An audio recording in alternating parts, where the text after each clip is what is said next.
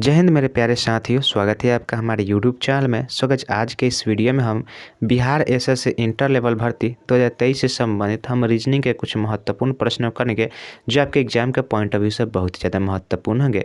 देखिए, यह video number 18 है। इससे पहले हमने 17 वीडियो बनाए हैं। अगर आपने उस वीडियो को नहीं देखा है तो आप इस वीडियो को जरूर देखिएगा। चलिए बिना देरी के वीडियो को स्टार्ट कर लेते हैं। और देखिए, अगर आप किसी प्रश्न का आंसर जानते हैं या बना सकते हैं, अपने से कर सकते हैं, तो उसका जो राइट आंसर आप हमारे कमेंट बॉक्स में जरूर लिखिएगा। तो देखिए, यहाँ पे पहला नंबर प्रश्न है कि एक तेंदुआ एक शिकार के पीछे दौड़ता है। तेंदुआ दक्षिण की ओर 2 किलोमीटर दौड़ता है। ठीक है, देखिए यह डायरेक्शन संबंधित प्रश्न है। पश्चिम की ओर मुड़ता है और फिर 2.5 किलोमीटर दौड़ता है। फिर वह जो है उत्तर की ओर मुड़ता है और 1.5 किलोमीटर दौड़ता है।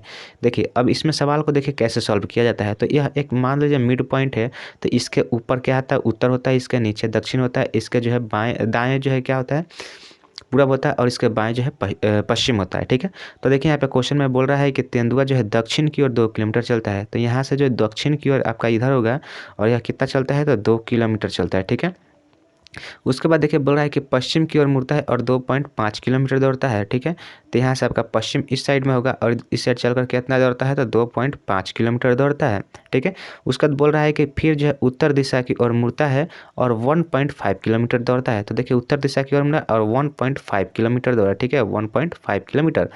और उसके बाद देखिए बोल रहा है कि फिर वह अपने दाहिने ओर मुड़ता है और 2.5 किलोमीटर दौड़ता है। तो अब यहाँ से आपका दाहिने इधर पूरा साइड में होगा, तो यहाँ से इधर चलता है, तो यह कितना चलता है, 2.5 किलोमीटर। जितना यह नीचे चला था उतना ऊपर चल गया। ठीक है, अब देखिए इसके बाद बताना है कि अपने प्रारंभिक बिंदु से वह किस दिशा में और कितना दूर है। ठीक है, तो प्रारंभिक जो स्थिति थी उसके प्रारंभिक बिंदु यह था और यहाँ से यहाँ पे आया है, तो यह किस दिशा में है, तो यह जो है आपका दक्षिण दिशा में। और कितना है, तो 0.5 किलोमीटर। या क्योंकि देखिए यहाँ पर 1.5 किलोमीटर तो यहाँ पे ट्रेवल कर चुका है यहाँ पे हाइट के अनुसार। अब बच गया कितना, तो 0.5 बच गया है। तो ऑप्शन नंबर सी इसका राइट आंसर हो जाएगा। 0.5 किलोमीटर दक्षिण दिशा की ओर जो है इसका जो है दूर, इतनी दूरी पर जो है यह स्थित है। ठीक है, तो बहुत ही प्रश्न था, उम्मीद करते हैं सभी को समझ में आया होगा। चलिए बढ़ते हैं नेक्स्ट प्रश्न की ओर। तो नेक्स्ट यहाँ पे देखिए दूसरा नंबर यहाँ पे हमारा सवाल है कथन निष्कर्ष से संबंधित प्रश्न। ठीक है, देखिए कथन निष्कर्ष से संबंधित प्रश्न में जानते हैं ऑप्शन किस तरह का दिया होता है। दिया होता है या पहला निष्कर्ष सही है या दूसरा निष्कर्ष सही है, इनमें से कोई नहीं, एक या दो, ये इस तरह से जो ऑप्शन दिया रहता है। ठीक है, लेकिन इसमें ऑप्शन में नहीं टाइप किया है।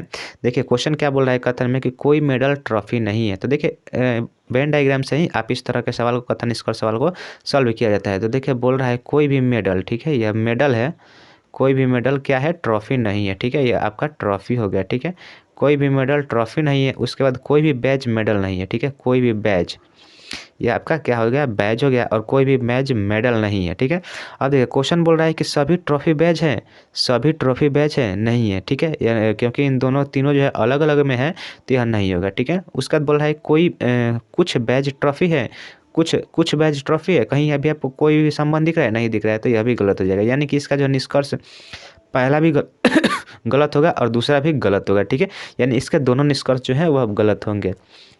चलिए बढ़ते हैं नेक्स्ट प्रश्न की ओर। तो नेक्स्ट यहाँ पे देखिए तीसरा नंबर प्रश्न है। क्वेश्चन देखिए बोल रहा है निम्नलिखित आकृति में आयत अभिनेता को दर्शाता है। यह आयत जो है यह किसको दर्शाता है, तो यह जो है अभिनेता को दर्शाता है। ठीक है, वृत्त जो है निरीक्षक को दर्शाता है। यह वृत्त किसको दर्शाता है, तो वृत्त जो है निरीक्षक को दर्शाता है। उसके बाद बोल रहा है त्रिभुज, त्रिभुज जो है कवियों को दर्शाता है। यह त्रिभुज जो है किसको दर्शाता है, तो त्रिभुज कवि को दर्शाता है। और वर्ग जो है पिता को दर्शाता है। यह वर्ग किसको दर्शाता है, तो वर्ग जो है पिता को दर्शाता है। ठीक है, क्वेश्चन में देखिए बोल रहा है कि वर्णों का कौन सा समूह जो है उन कवियों को दर्शाता है, यानी त्रिभुज में आपका दिया होगा उन कवियों को दर्शाता है। ठीक है, उन कवियों को दर्शाता है जो पिता नहीं है। ठीक है, जो पिता नहीं है, यानी कि जो पिता नहीं है उन कवि को आपको बताना है कि जो पिता नहीं है उस कवि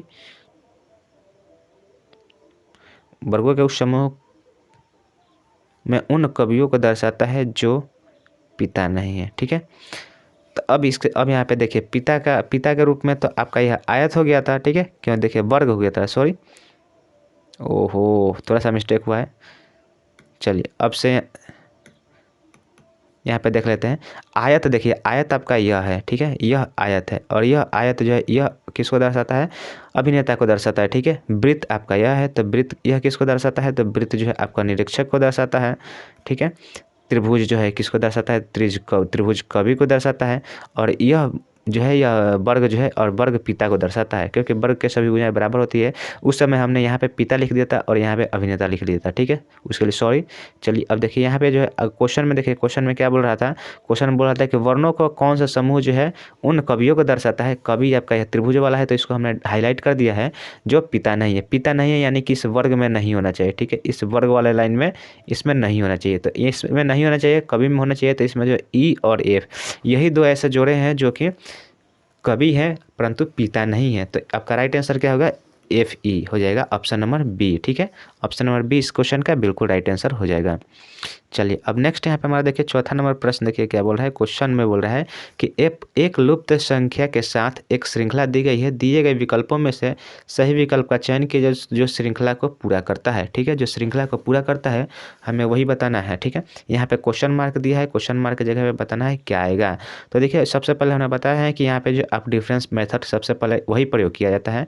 तो देखिए भी से अगर हम क्यू की बात करें तो भी आपका कितने पे आता है, भी आपका जो है 22 पे आता है, और क्यू आपका कितने आता है, तो क्यू आपका 17 पे आता है।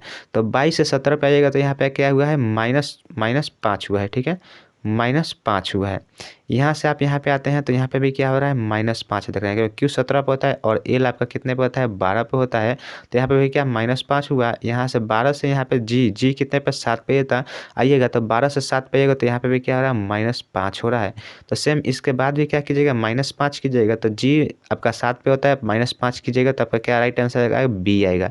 और देखिए बी से ही आपका जो ऑप्शन शुरू होगा। तो देखिए ऑप्शन नंबर केवल एक ही डी में दिया है, बाकी सभी ऑप्शन में बी नहीं है, इसलिए बाकी सभी गलत हो जाएंगे और ऑप्शन नंबर डी इसका बिल्कुल राइट आंसर होगा। आगे आपको खोजने की कोई जरूरत नहीं है, क्योंकि आपके ऑप्शन की ही शुरुआत एक ही ऑप्शन में बी से शुरू हो रहा है, ठीक है। चाहे तो आप इसके बाद वाला भी और मिलाकर यहाँ से देख सकते हैं कि इनके बीच में किसका कितने कितने का डिफरेंस रखता है, ठीक है। राइट आंसर आपका जो है डी ही आएगा, बी डी क्यू, ठीक है। चलिए अब नेक्स्ट यहाँ पे हमारा 5 नंबर देखिए प्रश्न देख लेते हैं। तो 5 नंबर प्रश्न में देखिए क्वेश्चन क्या बोल रहा है, बोल रहा है कि निम्नलिखित प्रश्न में दी गई श्रृंखला से लुप्त संख्या का चयन करना है, ठीक है, लुप्त संख्या का हमें चयन करना है। यहाँ पे क्वेश्चन मार्क की जगह बताना है क्या आएगा। तो देखिए यहाँ पे जो आपको सबसे पहले सीरीज के क्वेश्चन में देखना होता है कि संख्याएँ जो है संख्याओं के बीच में कैसा अंतर है, यानी कि संख्याओं के बीच में अंतर जो है काफ़ी पास पास में है या फिर दूर दूर में है, ठीक है। तो यहाँ पे अगर हम देखें तो 15, 22, 31, 42, 55 यह जो है संख्याएं जो है काफ़ी नज़दीक नज़दीक है, ठीक है। और जब भी संख्या आपको नज़दीक नज़दीक हो तो क्या करते हैं, हम डिफरेंस मेथड लगाते हैं। देखिए 15 से अगर 22 पे जाएगा तो कितना इसमें बढ़ोतरी हो रहा है, तो +7 हो रहा है। 15 से 22 पे जाएगा +7 हो रहा है। 22 से 31 पे जाते हैं यहाँ पे +9 हो रहा है। 31 से यहाँ पे 42 पे जाइएगा तो यहाँ पे +11 हो रहा है। सेम इसके आगे आ जा रहे हैं तो यहाँ पे क्या हो रहा है, +13 हो रहा है। तो अब इसके आगे हम जाएंगे क्या करेंगे, तो इसके आगे हम जाएंगे तो क्या करेंगे, इसमें 15 जोड़ेंगे, ठीक है, 15 जोड़ेंगे। अब 15 जोड़ेंगे क्योंकि यह सभी अभाज्य संख्याएं इसमें ऐड हो रहा है। तो 55 में यहाँ पे 55 में अब क्या करेंगे, 13 जोड़ेंगे तो 5 और 3 कितना होता है, 8 होता है, और 5 एक कितना हासिल है, कितना 6 हो जाता है। तो आपका जो 68 इसका राइट आंसर हो जाएगा, इस क्वेश्चन मार्क की जगह पर क्या आएगा, तो 68 आएगा, ठीक है। ऑप्शन नंबर बी में दिया है और ये बिल्कुल राइट आंसर हो जाएगा। चलिए अब नेक्स्ट प्रश्न की ओर चलते हैं। तो नेक्स्ट यहाँ पर देखिए 6 नंबर प्रश्न देखिए क्या बोल रहा है। क्वेश्चन है कि निम्नलिखित प्रश्न में 3 संख्याएं में से 4 समूह में दिए गए हैं। प्रत्येक समूह में दूसरी और तीसरी संख्या तर्क नियम संबंध द्वारा पहली संख्या से संबंधित है। तर्क नियम संबंध के आधार पर 3 समान है। दिए गए विकल्पों में से विषम का चयन करना है, ठीक है। इस चारों ऑप्शन में से बताना है विषम कौन सा ऑप्शन होगा जो इसका राइट आंसर हो जाएगा, ठीक है। तो देखिए अब यहाँ पे हम बात करें तो 14 से 42, 42 से 59 यह कैसे किया होगा आपको समझना होगा। 15 से 45, 45 से 61, अगर 15 से 45 से 45 से 61 की बात करें तो यहाँ पे जो आपको लॉजिक तो सीधा दिख रहा होगा कि 15 तिया यहाँ पे क्या हो रहा है, 45 हो रहा है, और यहाँ पे क्या हो रहा है, तो यहाँ पे 15 चौका 60 और +1 हो रहा है, ठीक है। चलिए इसको हम अच्छे से लिख लेते हैं। अब देखिए यहाँ पे 15 से 15 × 3 करिएगा तो क्या आएगा, 45 आ जाएगा। और वहीं पे आप क्या करिएगा, 15 × 4 करिएगा तो कितना हो जाएगा, 15 चौका 60 और +1 करिएगा, ठीक है। तो क्या हो जाएगा, आपका 61 निकल कर आ जाएगा, ठीक है। यहाँ पे अगर ऑप्शन नंबर सी की बात करें तो ऑप्शन नंबर सी में भी क्या वैसा ही हो रहा है। ऑप्शन नंबर सी में देखिए 13 × 3 कीजिएगा तो क्या आएगा, 33 या 39 आ जाएगा। और उसके बाद क्या करिएगा, यहाँ पे 13 × 4 कीजिएगा तो 13 चौका क्या होता है, 13 चौका 52 होता है, और +1 करिएगा तो यहाँ पे जो आपका आएगा 53 आएगा, ठीक है। सेम अगर हम ऑप्शन नंबर डी की बात करें तो यहाँ पे भी क्या करना पड़ेगा, 12 × 3 कीजिएगा तो बढ़ती है 36 होगा। उसके बाद यहाँ पे क्या होगा, 12 मल्टीप्लाई 4 कीजिएगा तो 12 कितना होता है, 12 48 प्लस 1 कीजिएगा तो आपका 49 आ जाएगा। परंतु यह जो लॉजिक है ऑप्शन नंबर ए में नहीं लग रहा है, यानी कि यह जो संख्या ऑप्शन नंबर जो ए वाली संख्याएं हैं सभी जो है बिल्कुल अलग होंगी बाकी तीनों ऑप्शन से। तो ऑप्शन नंबर ए इस क्वेश्चन का बिल्कुल राइट आंसर हो जाएगा। ठीक है, चलिए उम्मीद करते हैं समझ में आया होगा। चलिए आगे अब बढ़ते हैं नेक्स्ट प्रश्न की ओर। तो नेक्स्ट यहाँ पे देखिए हमारा नॉन वर्बल से संबंधित प्रश्न है। क्वेश्चन देखिए बोल रहा है कि यदि एक दर्पण को रेखा एमएन पर रखा जाए तो कौन सी आकृति उत्तर आकृति दी गई आकृति का सही प्रतिबिंब होगी। ठीक है, सही प्रतिबिंब बनाना है इसका।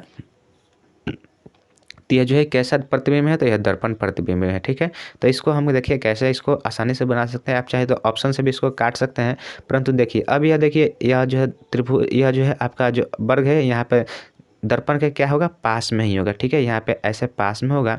अब देखिए यह इस तरह से है तो यह आपका कैसे आ जाएगा, यह आपका ऐसे आ जाएगा। ठीक है, और यह देखिए यह एरो इधर है तो यह आपका एरो उठकर यहाँ पे आएगा। तो इस तरह से आकृति देखिए कौन से ऑप्शन में है, तो ऑप्शन में देखिए इस तरह की आकृति जो है केवल ऑप्शन नंबर डी में दिया गया है और यही आपका राइट आंसर हो जाएगा। देखिए अब यह जो है इधर इस साइड में है तो आपका यह भी इधर से होगा, इस साइड से इधर यहाँ पे आएगा। ठीक है, तो ऑप्शन नंबर जो डी है इस क्वेश्चन का राइट आंसर हो जाएगा। ऑप्शन नंबर डी बिल्कुल राइट आंसर हो जाएगा। ठीक है, चलिए अब बढ़ते हैं नेक्स्ट प्रश्न की ओर। तो नेक्स्ट यहाँ पे हमारा देखिए 8 नंबर देखिए प्रश्न क्या बोल रहा है। तो 8 नंबर पासे से संबंधित डाइस से संबंधित प्रश्न है। और देखिए प्रश्न में बोल रहा है यहाँ पे कि निम्नलिखित उत्तर आकृति में कौन सा घन प्रश्न आकृति में बिना मुड़े हुए घन के आधार पर नहीं बनाया जा सकता है। ठीक है, तो देखिए यहाँ पे जो क्वेश्चन इस तरह के प्रश्न में क्या होता है कि इस तरह के प्रश्न में जो है जो आपके पासे का यह खुला पासा होता है। ठीक है, खुला पासा होता है यानी कि ये पासे के 6 वैल्यू होते हैं और 6 का 6 खुला हुआ है। तो इसमें जो विपरीत होते हैं, जैसे कि पासे में क्या होता है 1 के विपरीत 6 होता है, तो इसी तरह से यह जो एक दूसरे के विपरीत होते हैं तो यह इस तरह से विपरीत होते हैं और यह आपका इधर से आकर इसमें मिल जाता है। ठीक है, तो अब देखिए इसमें जो है तो क्या आपका बताना है कि वह कौन सा पासा है जिसको अगर हम फेंकें तो वह जो है आकृति नहीं बना सकता है। ठीक है, तो देखिए विपरीत वाले जो है कभी भी आपको जो एक पासे फेंकेंगे तो उसके 3 कॉर्नर दिखते हैं, तो एक कॉर्नर से आप देखिएगा तो उसके जो है विपरीत वाला कभी नहीं दिखेगा। यानी कहने का मतलब है कि अगर यह आपको दिख रहा है तो ये वाला नहीं दिखेगा, यह आपको दिख रहा है तो ये वाला नहीं दिखेगा, यह दिख रहा है तो ये वाला नहीं दिखेगा। ठीक है, तो चलिए देखते हैं कि कौन सा ऑप्शन इसका राइट आंसर होगा। तो देखिए अब देखिए ये वाला दिख रहा है तो इसके नीचे साइड वाला यह होता है, तो यह आपको दिखना नहीं चाहिए, परंतु यह आपको यहाँ पे दिख रहा है तो यह आपका यह जो है यह गलत हो जाएगा। मतलब यह इस पासे को नहीं बनाया जा सकता है और हमें वही खोजना था कि कौन सा नहीं बनाया जा सकता है। तो ऑप्शन के हिसाब से तो यही क्वेश्चन के हिसाब से यही राइट आंसर है, परंतु देखिए इस यह तीनों जो है बनाया जा सकता है। चलिए हम लॉजिक दिखा देते हैं। जैसे कि देखिए इसके विपरीत यह नहीं होना चाहिए, तो इन दोनों में से कोई एक ही आपको दिखेगा। तो देखिए केवल एक ही गोला दिख रहा है, उसके बाद बचेगा कि इसमें और इसमें इन दोनों यह दोनों भी एक दूसरे के विपरीत होंगे, तो इन दोनों के बीच में भी केवल एक ही दिखना चाहिए, या तो ये देखिए या तो ये देखिए। तो इसमें देखिए आपको यह दिख रहा होगा, यह नहीं दिख रहा है। ठीक है, और तीसरा नंबर जो है तीसरा नंबर भाग की बात करें तो देखिए उसमें यह दिखना चाहिए या फिर यह दिखना चाहिए, तो यह तो प्लस या स्टार दिखना चाहिए। तो इसमें देखिए स्टार दिख रहा है, प्लस नहीं दिख रहा है, तो यह जो है यह इस पासे को बनाया जा सकता है। उसी तरह से आप यहाँ इसको भी मिलाया जाएगा तो यह भी बनाया जा सकता है और ऑप्शन नंबर डी भी बनाया जा सकता है। ठीक है, तो यहाँ पर जो आपका राइट आंसर हो जाएगा ऑप्शन नंबर ए, जिसको जो हम इस पासे के खुले पासे के से हम एक बंद पासा नहीं बना सकते हैं और यह गलत हो जाएगा। ठीक है, यानी कि यही हमें गलत ही खोजना था, तो ऑप्शन नंबर ए ही इस क्वेश्चन का राइट आंसर हो जाएगा। ठीक है, तो सो गाइज आज के लिए बस इतना ही रखते हैं। आज के इस वीडियो में हमने 8 प्रश्न किए, 8 के 8 प्रश्न बेहद ही इंपॉर्टेंट प्रश्न थे। उम्मीद करते हैं आपने सभी प्रश्नों को अच्छे तरह से देखा होंगे। तो वीडियो कैसे लगी लाइक ज़रूर कर दीजिएगा और कमेंट करके ज़रूर बताइएगा कि यह वीडियो आपको कैसे लगी। सब्सक्राइब भी जरूर कर दीजिएगा अगर आप नए हैं तो। ठीक है, चलिए मिलते हैं नेक्स्ट वीडियो में, तब तक के लिए जय हिंद जय भारत।